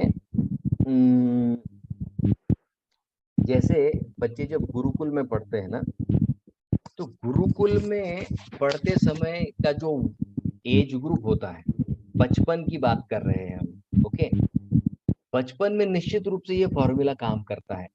जैसे बच्चों को खेलने के लिए भी भेजते हैं, ड्राइंग भी कराते हैं, पेंटिंग भी कराते हैं। तो ये सब चीजें क्यों कराते हैं? ताकि टीचर को ये समझना होता है कि भाई ये किस में एक्सपर्ट बन सकता है। ठीक है, तो 10 चीजें बच्चा हमेशा 10 की 10 चीजें नहीं करेगा। वो करेगा तो 2 करेगा, 3 करेगा, बाकी खाली नाम के लिए करेगा। तो ये गुरुकुल में जब बच्चा पढ़ता था तो गुरु को इससे पता चल जाता था कि भाई इसको आगे मुझे कौन से प्रोफेशन में डालना है। तो गुरु ही वो स्टूडेंट को समझा कर, जैसे करियर काउंसलिंग होता है ना, तो पहले के गुरुकुल में गुरु जी ही ये करियर काउंसलिंग करा कर देते थे। वो कहते थे बच्चे को कि भाई तू इसमें ही करियर बना, क्योंकि मैंने तेरा जो निरीक्षण किया है उससे ये पता चल रहा है कि तेरे लिए ये करियर बेस्ट है। तो वैसे भी देखा जाए तो स्वभावतः बच्चा 1 या 2 ही चीजों में अच्छी तरीके से काम करता है, और बाकी 10 चीजें क्यों दी जाती सीखने के लिए? ताकि उसे पता चल सके कि कौन सी चीज ये जल्दी सीख सकता है और उसमें करियर कर सकता है। ठीक है, ओके आर्या? हो प्रभु जी, थैंक यू। ओके, हरे। और किसी को कोई प्रश्न है तो आप पूछ सकते हैं। हरे कृष्ण प्रभु जी, दंडवत प्रणाम। हरे कृष्ण। हाँ, यस। प्रभु जी, ये आपने अभी जो बताया 40 में 4 पॉइंट तो बताया, और एक ये भी है ना, शाश्वत प्रगति होती है। नेहा भी नास्ति प्रत्यवाय न विद्यते स्वल्पम वो क्षय नहीं होता। धर्मस्य ना त्रायतो महतो भयात। तो हमको बराबर। महत्व है, जो जन्म मृत्यु के चक्र का महत्व है, उससे बराबर। बचाता है। तो इसका ये ना yes ma'am, correct Shashwat correct. Pragati. Yes, वो अक्षय होती है प्रगति। Thank you Prabhu ji, thank you. Hare Krishna Prabhu ji. हाँ, यस प्रभु। समता बुद्धीचा आपण प्रॅक्टिकल लाईफ मध्ये जास्तीत जास्त कसा उपयोग करू शकतो? समता बुद्धीचा उपयोग तो प्रभु क्षणाक्षणाला आहे। समता बुद्धि का जो इस्तेमाल है वो हर चीज में पड़ेगा आपको। देखिए ना, मान लीजिए हस्बैंड वाइफ में कहीं झगड़ा हो जाता है, अगर आपकी बुद्धि ही उतनी परिपक्व नहीं है या उसमें समता नहीं है, तो निश्चित रूप से वाद विवाद होंगे और वो जो संबंध है वो टूट जाएगा या उसमें क्षति हो सकती है। तो वैसे ही प्रोफेशनल लाइफ में देख लीजिए आप। प्रोफेशन में मान लीजिए आपको कोई बड़ा कस्टमर है और उससे मान लीजिए आपका नहीं अच्छी तरीके से जमता है, तो उसके कारण क्या होगा? वो संबंध खराब हो सकता है, बच्चों के साथ संबंध खराब हो सकता है। जब मैं खुद की जरूरतों को नहीं समझता हूँ तो मेरे साथ खुद का जो संबंध है वो भी खराब हो जाता है, क्योंकि मेरी मन की जरूरतें क्या है, मेरे शरीर की जरूरतें क्या है। तो ये मुझे कब पता चलेगा? ये मुझे समता बुद्धि से ही पता चलता है। जैसे अर्जुन का उदाहरण लेते हैं। अर्जुन, अश्वत्थामा ने जब ब्रह्मास्त्र चलाया, तो अश्वत्थामा के ब्रह्मास्त्र चलाने के बाद अर्जुन कृष्ण को पूछता है क्या करूं मैं? तो कृष्ण कहते दूसरा ब्रह्मास्त्र चला, उसको निकाल लो। तो अर्जुन निकाल लेते हैं। अर्जुन जब निकाल लेते तो अश्वत्थामा को पता चलता है कि मेरा ब्रह्मास्त्र विफल हो गया, तो भागने लगता है। तो अर्जुन पकड़ कर लेकर आता है। अब अर्जुन जब पकड़ कर लेकर आता है तो भगवान कृष्ण और भीम बोलते अश्वत्थामा को मार दो। द्रौपदी, युधिष्ठिर महाराज, नकुल, सहदेव और कुंती महारानी वो कहते हैं हाथ मत लगाओ, छोड़ दो इसको। भीम बोल रहा है मार दो, कृष्ण बोल रहे हैं मार दो, बाकी सब लोग बोल रहे हैं छोड़ दो। अरे कमाल है। अब अर्जुन करे तो क्या करे? तब उस समय उसको क्या मदद करता है? उसकी वही समता बुद्धि मदद करती है। वो कृष्ण को प्रार्थना करता है, मन शांत हो जाता है और फिर कृष्ण अंदर से बताते हो कि उसको क्या करना है। तो निर्णय भी लेना है, तो निर्णय भी किसके ताकत पर लेंगे आप? वो समता बुद्धि के ताकत पर ही योग्य निर्णय लिया जाता है जीवन में। फिर वो प्रोफेशनल लाइफ में हो, पर्सनल लाइफ में हो, इंटरपर्सनल लाइफ, कहीं पर भी। ठीक है। हो प्रभु जी। राग और द्वेष कैसे अपने अंदर से निकाले? राग और द्वेष के लिए देखिए, जैसे हमने बताया कि ज्ञान मार्ग एक है। ज्ञान मार्ग माने 11 से लेकर 30, जिसमें शरीर और शरीरी, आत्मा और शरीर का जब भेद बहुत अच्छी तरीके से व्यक्ति समझ जाता है तो अपने आप समता बुद्धि को प्राप्त करें। कर्म के मार्ग से कैसे प्राप्त करेंगे समता बुद्धि? तो निष्काम कर्म करके, माने दूसरों के उद्धार के लिए आप करोगे तो अपने आप समता बुद्धि का विकास होगा कर्म के माध्यम। लेकिन भक्ति ऐसी चमत्कारी चीज है जिसमें कुछ करना नहीं पड़ता है आपको, अपने आप समता बुद्धि विकसित हो जाती है। गीता पढ़ते रहिए, भागवत पढ़ते रहिए, ज्ञान वैराग्य यत्यासु, ज्ञान और वैराग्य अपने आप डेवलप होने लग जाएगा। जैसे किसी जगह पर आग लगाओ तो धुआं अपने आप निकलता है, धुएं के लिए प्रयास नहीं करना पड़ता है, धुआं अपने आप निकलता है। वैसे ही जब भक्ति करोगे तो ज्ञान वैराग्य और समता बुद्धि अपने आप डेवलप हो जाती है। इसलिए नाम जप करना, भागवत श्रवण करना और भागवत पाठ करना, ये अगर करते रहोगे तो अपने आप समता बुद्धि का विकास होते जाए। ठीक है। प्रज्ञा माता जी पूछ रही थैंक है, you. Yes, how to choose a right partner? How can we know the person is suitable for us और नॉट? वो यहाँ पर पूछ रही है कि कैसे पता चलेगा कि मेरे जीवन में एक योग्य जीवन साथी कौन है, तो किस चीजों पर उसको हमने चुनना चाहिए। तो ये उनका प्रश्न है। ठीक है। तो यहाँ पर जो है इसके विषय में आपको रामायण अगर आप पढ़ो तो रामायण में बड़े विस्तार से ये सारी चीजों की चर्चा की गई है। तो जैसे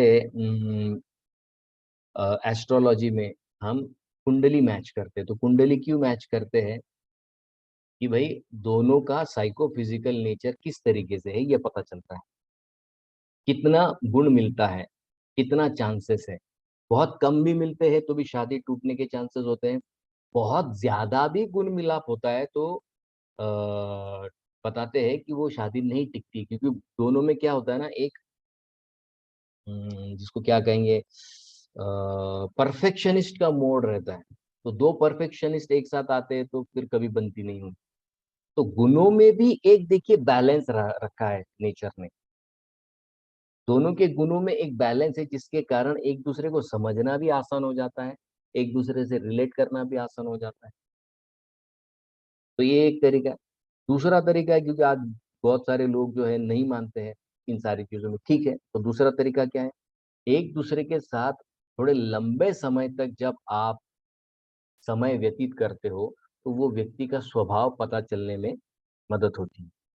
दूसरी बात और सबसे मुख्य बात ये होती है, शास्त्र बताते हैं कि आपको कौन सा व्यक्ति चाहिए, आपका स्वभाव क्या है और कौन से स्वभाव का व्यक्ति आपको आपके जीवन में चाहिए, ये क्लैरिटी पहले आपको होनी चाहिए।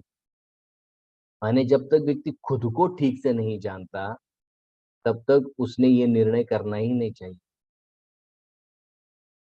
आपको सलवार कमीज अच्छी लगती है लेकिन आप जीन्स शर्ट पहन रहे हो, पहनना पड़ रहा है, तो फिर उसमें आप खुश नहीं रहोगे क्योंकि आपकी वो नेचुरल चॉइस है ही नहीं।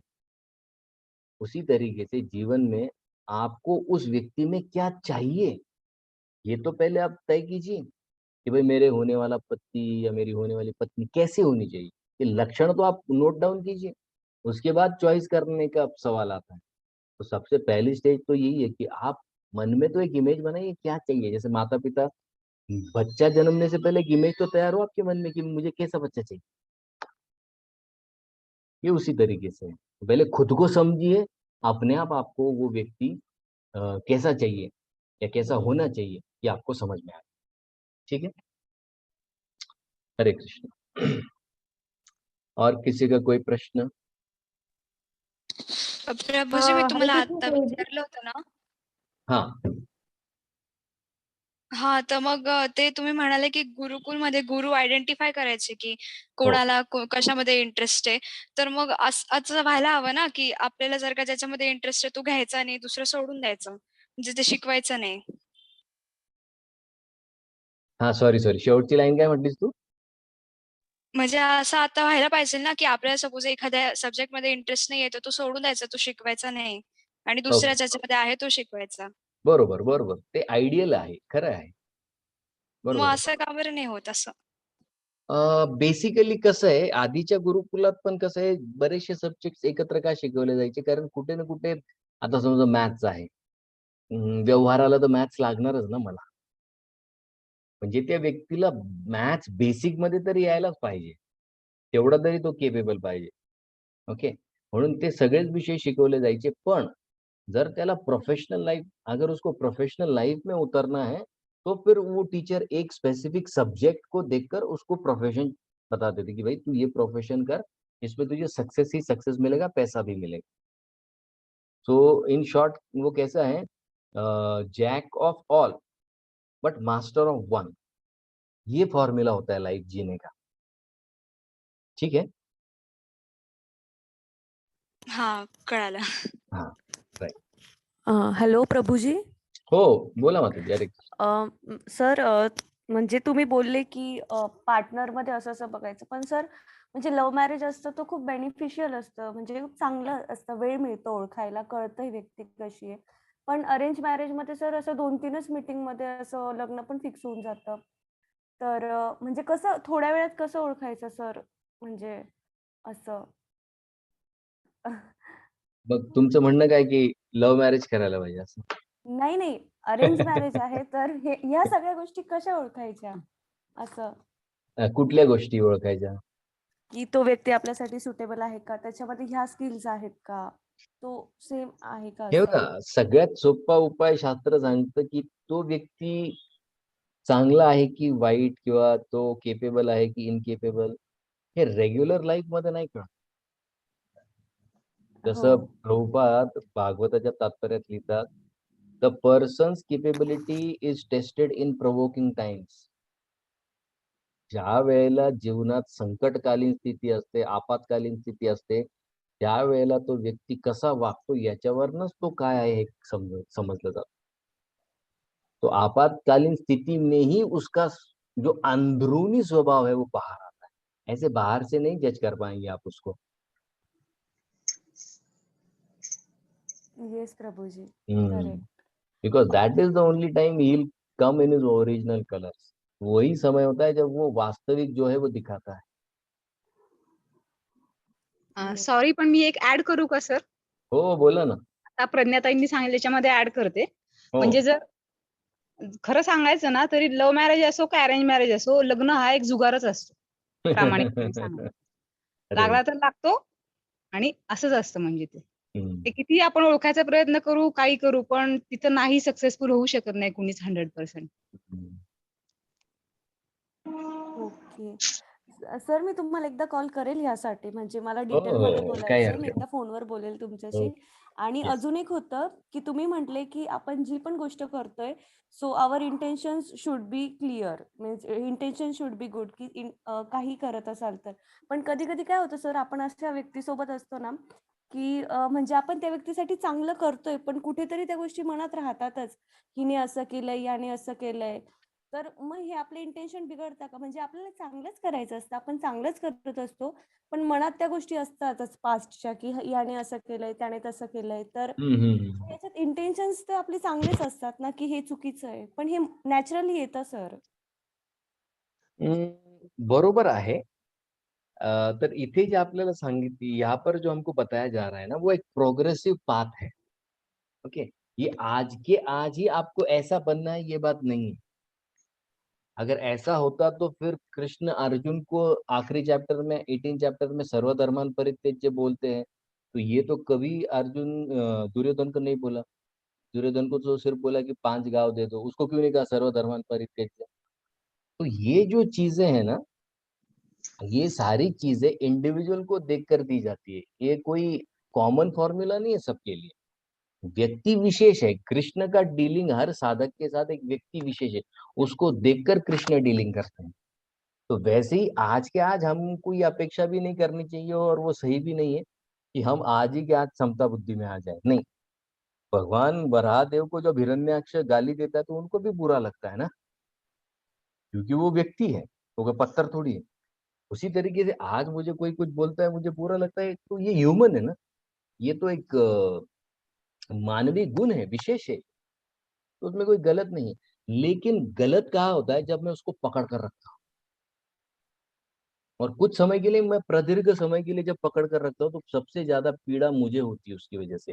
तो जिससे मैं पकड़ना सीखा हूँ, वैसे मुझे छोड़ना भी सीखना होगा। जैसे रिलेशनशिप का एक सबसे सुंदर फॉर्मूला क्या है, पार्टनर कभी भी गलती कर सकता है, उसको माफ करना ही पड़ता है। दो चीजें है रिलेशनशिप में, याद रखिए हमेशा, एक है फॉरगिवनेस और दूसरा है ट्रस्टिंग।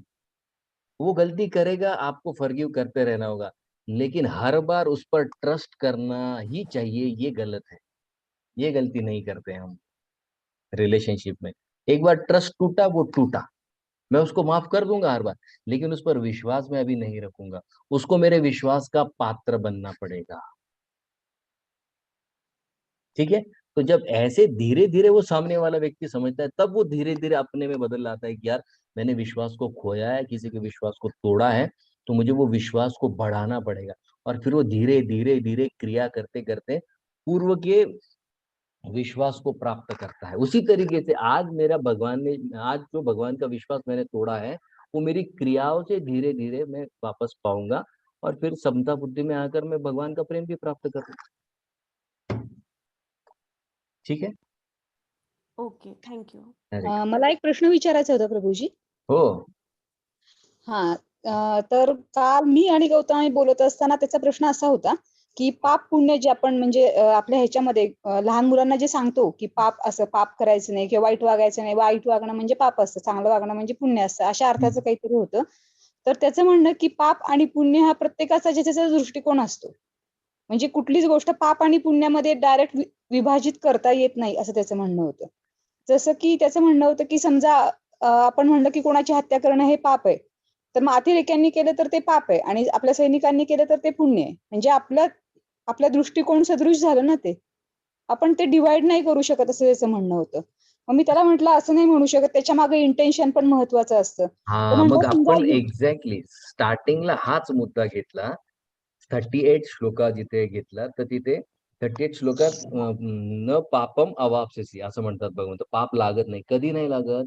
जेव्हा समता बुद्धीत ती क्रिया केली जाते. आणि समता बुद्धि का मतलब क्या है? जहां पर राग नहीं है और द्वेष नहीं है। राग माने क्या?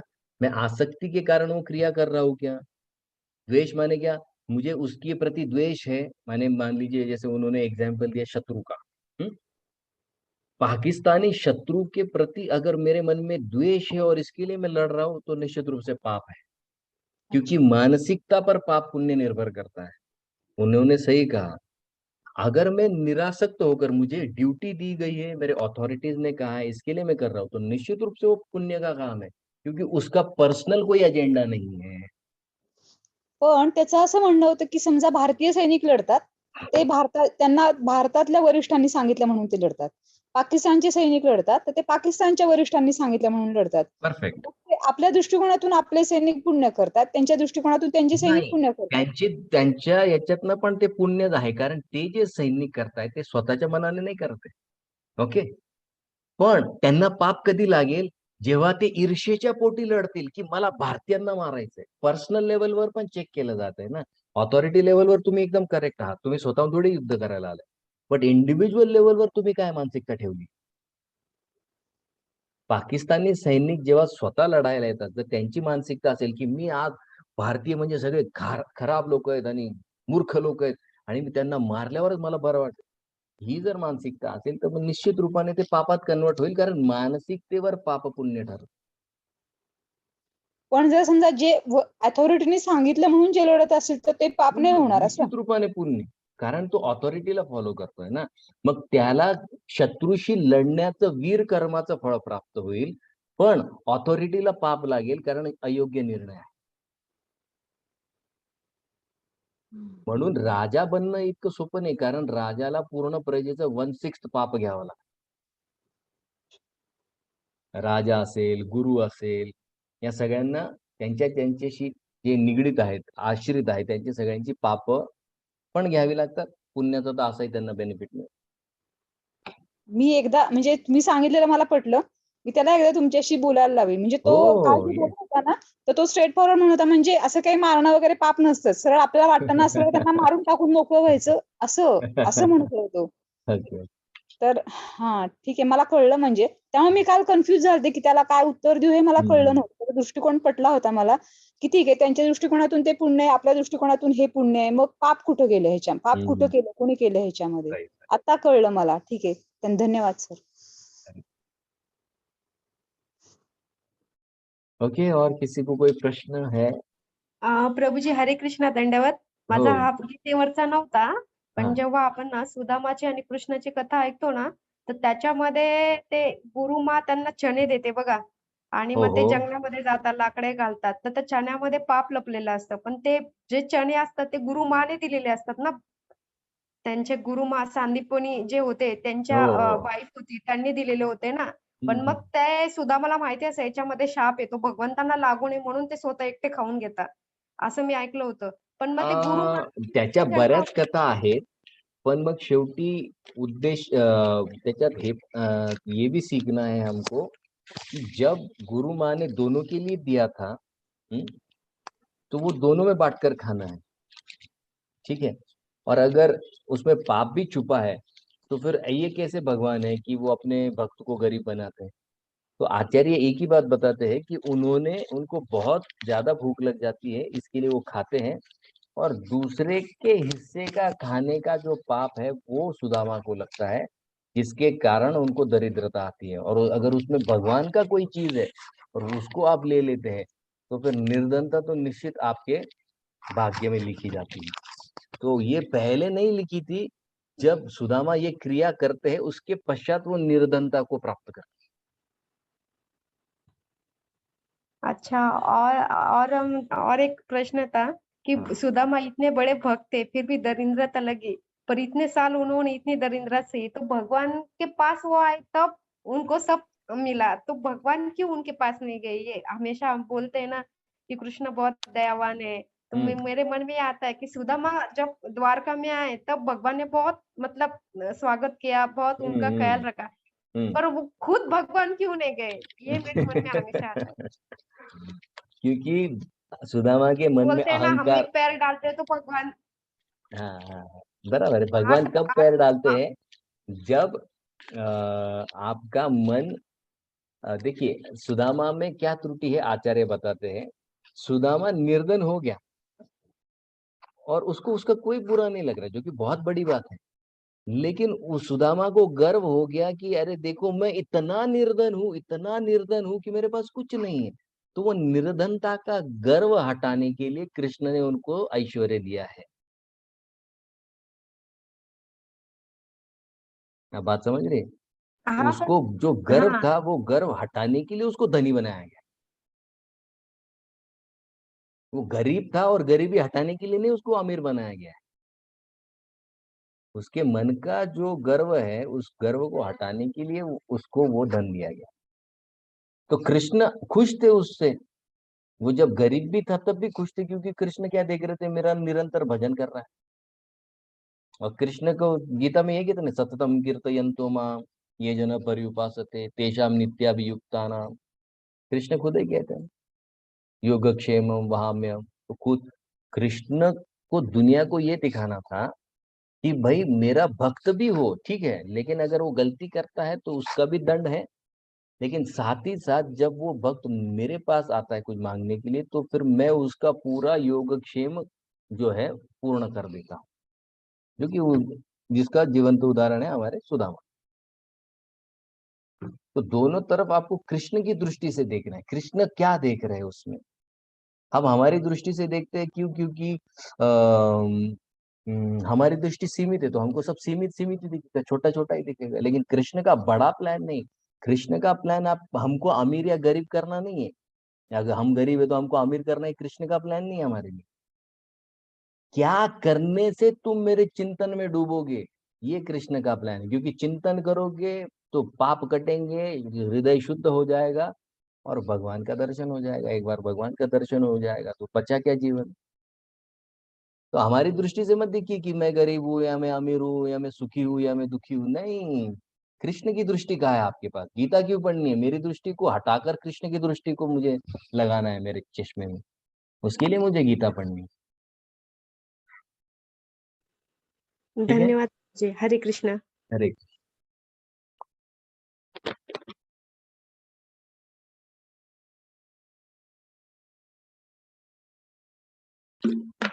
ठीक है, और किसी का कोई प्रश्न नहीं हो तो हम यहाँ पर विराम दें।